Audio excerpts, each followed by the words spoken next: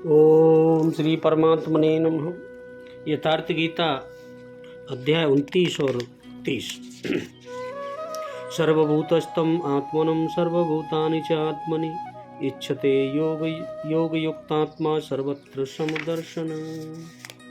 यो मां पश्यन्ति सर्वत्र मम चयति मति मयि पश्यति तस्य अहं न प्रश्नयामि स च मे न प्रणश्यति।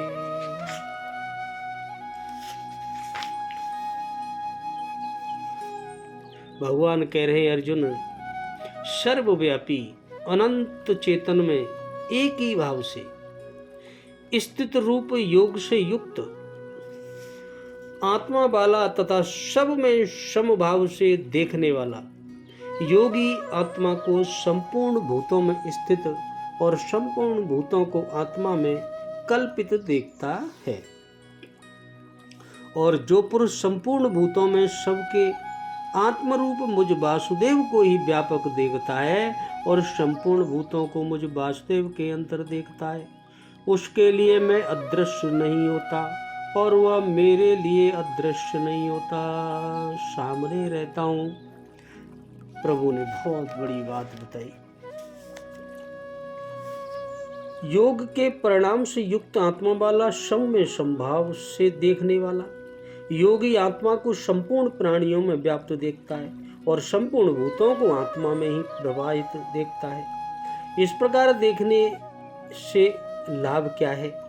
जो पुरुष संपूर्ण भूतों में मुझ परमात्मा को देखता है, व्याप्त देखता है, सभी में मुझे ही देखता है और संपूर्ण भूतों को मुझ परमात्मा के ही अंतर्गत देखता है, उसके लिए मैं अदृश्य नहीं होता हूं और वह मेरे लिए अदृश्य नहीं होता है, सामने होते हैं। यह प्रेरक का आमने सामने मिलन है, सांख्य भाव है, सांपीय मुक्ति है। समझने की बात है। योग युक्तात्मा पद किसका वाचक है? सच्चिदानंद निर्गुण निराकार ब्रह्म में जिसकी अभिन्न भाव से स्थिति हो गई है, कोई भिन्नता नहीं है, ऐसे ही ब्रह्मभूत योगी का वाचक है योग युक्तात्मा पद है। इसी का वर्णन 5वें अध्याय के 21वें श्लोक में ब्रह्म योग युक्तात्मा के नाम से तथा 5वें के 24वें 6वें 27वें और 28वें के 54वें श्लोक में ब्रह्मभूत के नाम से हुआ है। ऐसे योगी का सब में समभाव से देखना क्या है? 5वें अध्याय के 18वें और इसी अध्याय के 32वें श्लोक में ज्ञानी महात्मा के सम दर्शन का वर्णन आया है। उसी प्रकार से यह योगी सबके साथ शास्त्रानुकूल यथा योग्य सद्व्यवहार करता हुआ नित्य निरंतर सभी में अपने स्वरूप भूत एक ही अखंड चेतन आत्मा को देखता है। स्वरूप भूत एक ही अखंड चेतनात्मा को देखता है, यही उसका सब में समभाव से देखना है। आत्मा को सब भूतों में स्थित और सब भूतों को आत्मा में कल्पित देखना क्या है? एक अद्वितीय सच्चिदानंद घन परम ब्रह्म परमात्मा ही सत्य तत्व है। उनसे भिन्न यह संपूर्ण जगत कुछ भी नहीं है, जो दिख रहा है वो कुछ भी नहीं है। इस रहस्य को भली भांति समझकर उनमें अभिन्न भाव से स्थित होकर जो स्वप्न के दृश्य वर्ग में स्वप्न दृष्टा पुरुष की भांति चराचर संपूर्ण प्राणियों में एक अद्वितीय आत्मा को ही अधिष्ठान रूप में परिपूर्ण देखना है, अर्थात एक अद्वितीय आत्मा ही इन सब के रूप में दिख रहा है। वास्तव में उनके सिवा अन्य कुछ है ही नहीं। इस बात को जो भली भांति अनुभव करना है, अनुभव कर लेता है। यही संपूर्ण भूतों में आत्मा को देखना है। इसी तरह जो समस्त चराचर प्राणियों को आत्मा में कल्पित देखना है, यानी जैसे स्वप्न से जगा हुआ मनुष्य स्वप्न के जगत को जो स्वप्न में देखा था स्वप्न के जगत को या नाना प्रकार की कल्पना करने वाला मनुष्य कल्पित दृश्यों को, जो कल्पना की थी उनको देखा, कल्पना करके उन दृश्यों को अपने ही संकल्प के आधार पर अपने में देखता है। वैसे ही देखना संपूर्ण भूतों को आत्मा में कल्पित देखना है। इसी भाव को स्पष्ट करने के लिए भगवान ने आत्मा के साथ सर्वभूतस्तम विशेषण देकर आत्मा को भूतों में स्थित देखने की बात कही, किंतु भूतों को आत्मा में स्थित देखने की बात न कहकर केवल देखने के लिए ही कहा। इस प्रकार सांख्य योग का साधन करने वाले योगी का और शुष्की सर्वत्र समुदर्शन अंतिम स्थिति का वर्णन करने के बाद अब भक्ति योग का साधन करने वाले योगी की अंतिम स्थिति का और उसके सर्वत्र भगवत दर्शन वर्णन करते हैं। क्या कहते हैं तो जैसे इसी आशय का ईशोपनिषद यह मंत्र है, वस्तु सर्वाणि भूतान्यात्मन्ये वासुन पश्यति सर्वभूतेषु चात्मानं ततो न विजुगुप्सते। मंत्र 6 है। परंतु जो सब प्राणियों को आत्मा में और सब प्राणियों को आत्मा को ही देखता है वह फिर किसी से घृणा नहीं करता। जो सब प्राणियों को आत्मा में और सब प्राणियों में आत्मा को देखता है वह फिर किसी से घृणा नहीं करता, यह सत्य जान लेता है वह व्यक्ति। संपूर्ण भूतों में वासुदेव को और वासुदेव में संपूर्ण भूतों को देखना क्या है, भगवान कह रहे हैं। जैसे बादल में आकाश और आकाश में बादल है, वैसे ही संपूर्ण भूतों में भगवान वासुदेव और वासुदेव में संपूर्ण भूत है। भूत मतलब दृश्य, सब प्रकार अनुभव करना ही ऐसा देखना है। ऐसा देखना कार्य कारण की दृष्टि से है, ऐसे देखना कार्य है, और कारण की दृष्टि से या व्यापक व्यापक की अथवा आधेय आधार की दृष्टि से, सभी दृष्टियों से ऐसा देखा जा सकता है। क्योंकि बादलों में आकाश की भांति भगवान वासुदेव ये संपूर्ण चराचर संसार के महाकारण हैं, वही सब में व्याप्त हैं और वही सबके एकमात्र आधार है। वे परमेश्वर आकाश की भांति संपूर्ण चराचर संसार के महाकारण कैसे हैं और सर्वव्यापी तथा सर्वाधार किस प्रकार है, कैसे माने। आकाशाद वायुरग्नि अग्निरापः, इस श्रुति के अनुसार आकाश से वायु, आकाश से ही है वायु, और वायु से है तेज, और तेज से है जल रूप बादल की उत्पत्ति। आकाश पंच महाभूतों में पहला और इन सब का कारण है। इसकी उत्पत्ति का मूल कारण परमात्मा से प्रकृति है।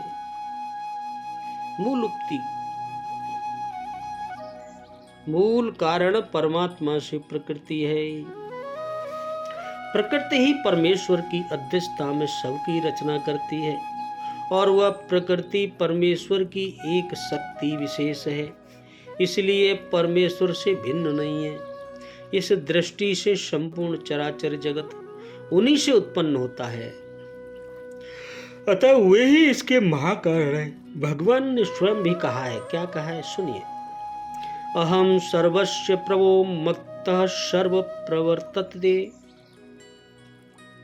अहम सर्वस्य प्रभो मत्त सर्व प्रवर्तते। मैं सबको उत्पन्न करने वाला हूं और मेरे सकाश से ही सब चेष्टा करते हैं। इसी प्रकार जैसे आकाश बादलों के सभी अंशों में सर्वथा परिपूर्ण व्याप्त है, वैसे ही परमेश्वर समस्त चराचर संसार में व्याप्त है। कैसे? मया तदमिदं सर्व जगदप्यक्त मूर्तिना, मुझ अव्यक्त मूर्ति परमात्मा से यह सारा जगत व्याप्त है जो दिख रहा है। और जैसे बादलों का आधार आकाश है, आकाश के बिना बादल रहे ही कहाँ, एक बादल ही क्यों, वायु तेज जल आदि कोई भी भूत आकाश के आश्रय बिना नहीं ठहर सकता। वैसे ही इस संपूर्ण चराचर विश्व के एकमात्र परमाधार परमेश्वर ही है। समस्त जगत में भगवान के साकार रूप को और भगवान के साकार रूप में समस्त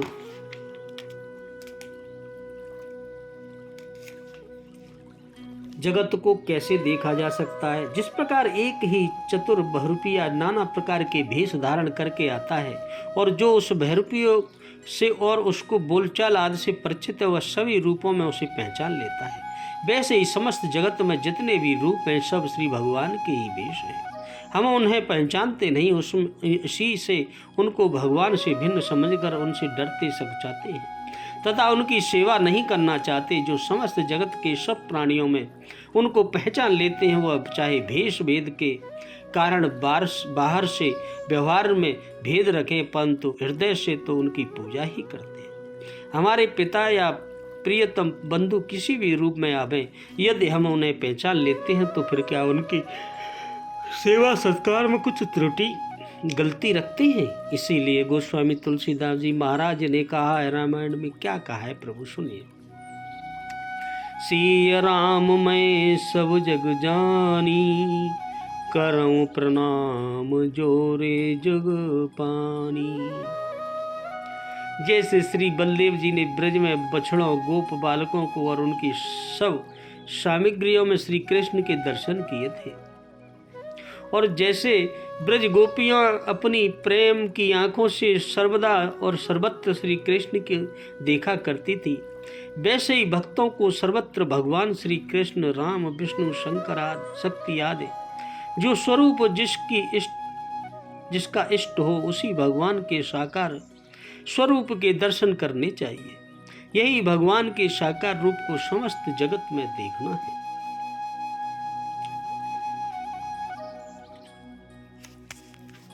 इसी प्रकार जैसे अर्जुन ने भगवान श्री कृष्ण के दिव्य शरीर में, यशोदा मैया ने बालक रूप में भगवान श्री कृष्ण के मुख में और भक्त काकभूषण जी ने भगवान श्री राम के उदर में समस्त विश्व को देखा था, वैसे ही भगवान के किसी भी स्वरूप के अंतर्गत समस्त विश्व को देखना चाहिए। यही भगवान के सगुण रूप समस्त जगत को देखना है। इसके लिए मैं अदृश्य नहीं होता और वह मेरे लिए अदृश्य नहीं होता, इस कथन का क्या अभिप्राय है। पहले प्रश्न के उत्तर के अनुसार जो समग्र जगत में भगवान को और भगवान में सब जगत को देखता है उसकी दृष्टि में भगवान कभी ओझल नहीं होते और वह भगवान की दृष्टि से कभी ओझल नहीं होते। अभिप्राय यह है कि सौंदर्य, माधुर्य, ऐश्वर्य, औदार्य आदि के अनंत समुद्र रसमय और आनंदमय भगवान के देव दुर्लभ सच्चिदानंद रूप के साक्षात दर्शन ही जानने के बाद भक्त और भगवान का संयोग सदा के लिए अविच्छिन्न हो जाता है।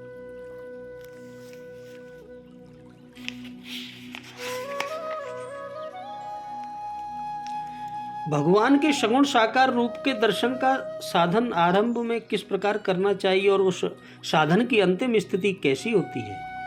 सबसे पहले की बात है सगुण साकार स्वरूप में श्रद्धा होना।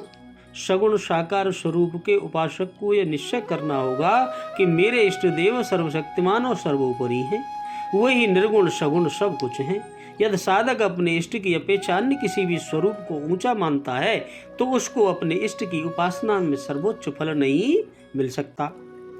इसके बाद भगवान के जिस स्वरूप में अपनी इष्ट बुद्धि दृढ़ हो जा उसकी किसी अपने मन के अनुकूल मूर्ति या चित्रपट को सम्मुख रखकर और उसके प्रत्यक्ष और चेतन बुद्धि करके अत्यंत श्रद्धा और प्रेम के साथ उसकी विधिवत पूजा करनी चाहिए और स्वस्तवन प्रार्थना तथा ध्यान आदि के द्वारा उपरोक्त तो प्रेम बढ़ाते रहना चाहिए। पूजा के समय दृढ़ श्रद्धा के साथ साधक को ऐसी प्रतीत करनी चाहिए कि भगवान की मूर्ति जड़ मूर्ति नहीं वरम ये साक्षात चलते फिरते हंसते बोलते और खाते पीते चेतन भगवान है। यदि साधक की श्रद्धा सच्ची होगी तो उस विग्रह में ही उसके लिए भगवान का चेतन अवतार हो जाएगा और नाना प्रकार से अपनी भक्त वत्सलता का प्रत्यक्ष परिचय देकर साधक के जीवन को सफल और आनंदमय बना देगा। इसके बाद भगवत कृपा से उसको अपने इष्ट के प्रत्यक्ष दर्शन भी हो सकते हैं। दर्शन के लिए कोई निश्चित समय की अवधि नहीं है। साधक की उत्कृष्टता और भगवत कृपा पर निर्भरता है। जैसी और जिस परिणाम में होती है उसी के अनुसार शीघ्र या विलंब से उसे दर्शन हो सकते हैं। प्रत्यक्ष दर्शन होने के बाद भगवत कृपा से चाहे जब और चाहे जहां सर्वदा और सर्वत्र दर्शन भी हो सकते हैं। साक्षात भगवत दर्शन होने पर साधक की कैसी स्थिति होती है इसको तो वही जानता है जिसे दर्शन हुए हो, दूसरा कुछ भी नहीं बता सकता। साकार भगवान के दर्शन सर्वत्र हो इसके लिए जो साधन किए जाते हैं उसकी एक प्रणाली यह भी है कि जिस स्वरूप में अपना इष्ट भाव हो, हम मानते हो कि यह स्वरूप हमारे भगवान का है, उसके विग्रह की या चित्रपट की उपयुक्त प्रकार से पूजा तो करनी ही चाहिए। साथ ही एकांत में प्रतिदिन नियम पूर्वक उसके ध्यान का अभ्यास करके चित्त में उस स्वरूप की दृढ़ धारणा कर लेनी चाहिए। कुछ धारणा हो जाने पर एकांत स्थान में बैठकर और आंखें खुली रखकर आकाश में मानसिक मूर्ति की रचना करके उसे अब देखने का अभ्यास करना चाहिए। भगवत कृपा का आशय करके विश्वास, श्रद्धा और निश्चय के साथ बार बार ऐसा अभ्यास किया जाएगा तो कुछ इस समय के बाद आकाश में इष्ट की सर्वांगपूर्ण हस्ती बोलती हुई सी मूर्ति दिखने लगेगी। यह अभ्यास साध्य बात है। चित्त की वृत्तियों को अपने इष्ट स्वरूप के आकार वाली बना देने का अभ्यास सिद्ध हो जाने पर जब कभी भी उक्त स्वरूप का अनन्य चिंतन होगा तभी साधक जहाँ चाहेगा वहीं आंखों के सामने इष्ट का स्वरूप प्रकट कर हो सकता है। इस अभ्यास के दृढ़ हो जाने पर चलते फिरते वृक्ष, बेल, मनुष्य, पशु पक्षी आदि जो भी पदार्थ दिखे उनके द्वारा उनके स्वरूप को उठाकर उनकी जगह इष्ट मूर्ति ही दृढ़ धारण करनी चाहिए। ऐसा करते करते यहाँ तक हो सकता है कि साधक प्रत्येक वस्तु में उस वस्तु के स्थान में अपने इष्ट की मानसिक मूर्ति के दर्शन अनायास ही कर सकता है।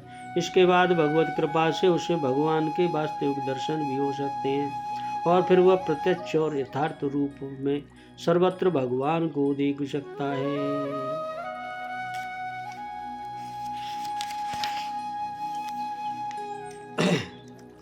ब्रज की बात है, एक ब्रज की बात है,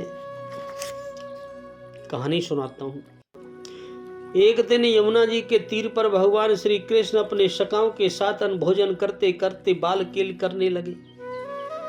कमर के कपड़े में बांसुरी घोंस ली, बाईं बगल में सींग और बेत लगा दबा ली, अंगुलियों की संधियों में नींबू आदि के अचार दबा लिए, हाथ में माखन भात का कौर ले लिया और सबके बीच खड़े होकर हंसी की बातें कहकर स्वयं हंसने तथा सब सखाओं को हंसाने लगे। ग्वालवाल सबके सब इस प्रेम भोज में तन में हो गए। इधर बछड़े दूर निकल गए, तब भगवान उन्हें खोजने के लिए वैसे ही हाथ में भोजन का कौर लिए दौड़े। ब्रह्मा जी इस दृश्य को देखकर मोहित हो गए। उन्होंने बछड़े और बालकों को हर लिया। ब्रह्मा जी का काम जानकर ग्वाल वालों और बछड़ों की माताओं को संतुष्ट रखने तथा ब्रह्मा जी को छकाने के लिए भगवान स्वयं वैसे ही के वैसे बछड़े और बालक बन गए। जिस बछड़े और बालक का जैसा शरीर, जैसा हाथ पैर, वैसे ही लकड़ी, जैसा सींग, बांसुरी या छींक था, वैसे गहने कपड़े थे, वैसा ही स्वभाव, गुण, आकार, अवस्था सब तरह से सेम टू सेम नाम आदि थे और जिसका जैसा आहार विहार था वैसे ही स्वयं बनकर जगत पर हरिमय है। इस बात को सार्थक कर दिया। श्री बलदेव जी ने पहले कुछ नहीं समझा, फिर जब उन्होंने देखा कि ग्वाल वालों की माताओं का अपने बच्चों पर पहले से बहुत अधिक स्नेह बढ़ गया और जिन्होंने दूध पीना छोड़ दिया था उन्हें बछड़ों पर भी गाय बहुत अधिक स्नेह करती है, तब उन्हें संदेह हुआ और उन्होंने पहचानने की नज़र से सब की ओर देखा। तब उन्हें सभी बछड़े, उनके रक्षा करने वाले गोप बालक तथा उनकी सब सामग्रियां प्रत्यक्ष श्री कृष्ण रूप दिख पड़ी और वे चकित हो गए। आगे चलकर ब्रह्मा जी ने सबको श्री कृष्ण रूप ही देखा। तब उन्होंने भगवान श्री कृष्ण की स्तुति करके उनमें क्षमा मांगी। श्रीमद् भागवत स्कंद के 10वें अध्याय में क्या स्तुति की, आज मैं तुम्हें स्तुति सुनाता हूँ भगवान की, सुनिए। जित देखो तित श्याम मई है, श्याम कुंज बन जमुना श्यामा, श्याम गगन गन गठा छई है। सब रंगन में श्याम भरो है, लोग कहत ये बात नहीं है। हाँ बोरो बोरी के लोग नहीं की, श्याम पुत्रिया बदल गई है।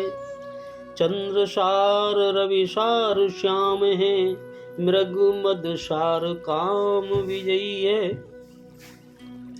नीलकंठ को कंठ श्याम है, मनहु श्याम तावेल वही है।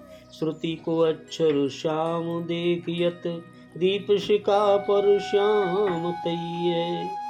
नरदेवन की कौन कथा है, अलक ब्रह्म छवि श्याममयी है। और एक बार की बात है, तो मैं आज बढ़िया बढ़िया चीज बताता हूँ, सुनिए ध्यान से।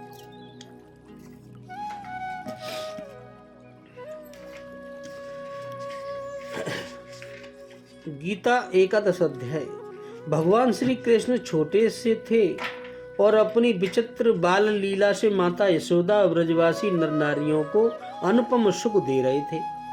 एक दिन अपनी मुट्ठी खाली मैया ने डांट कर कहा, क्यों रे ढीठ, तूने छिपकर मिट्टी क्यों खाई? मिट्टी खा ली उनने। भगवान ने मुख फैलाकर कहा, मैया मुझे विश्वास नहीं होता, तुझे विश्वास नहीं होता, तू मेरा मुख देख ले, मैंने मिट्टी नहीं खाई।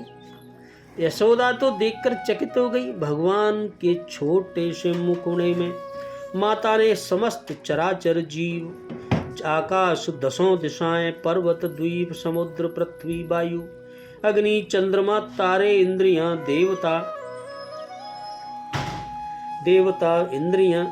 इंद्रियां, मन, शब्दादि सब विषय, माया के तीनों गुण, जीव, उनके विचित्र शरीर और समस्त ब्रजमंडल को देखा। उन्होंने सोचा, मैं सपना तो नहीं देख रही हूँ। आखिर घबराकर प्रणाम करके उनके शरणागत हुई। तब श्री कृष्णचंद्र ने पुनः अपनी मोहिनी माया फैला दी। माता का दुलार उमड़ उठा और अपने श्याम लला को गोद में उठाकर वो अपने प्यार करने लगी। ऐसे ही कागभूषण जी ने भगवान श्री कृष्ण की बाल लीला आनंद लूट रहे थे। एक दिन बाल रूप श्री राम घुटने और हाथों के बल से कागभूषण जी को पकड़ने दौड़े।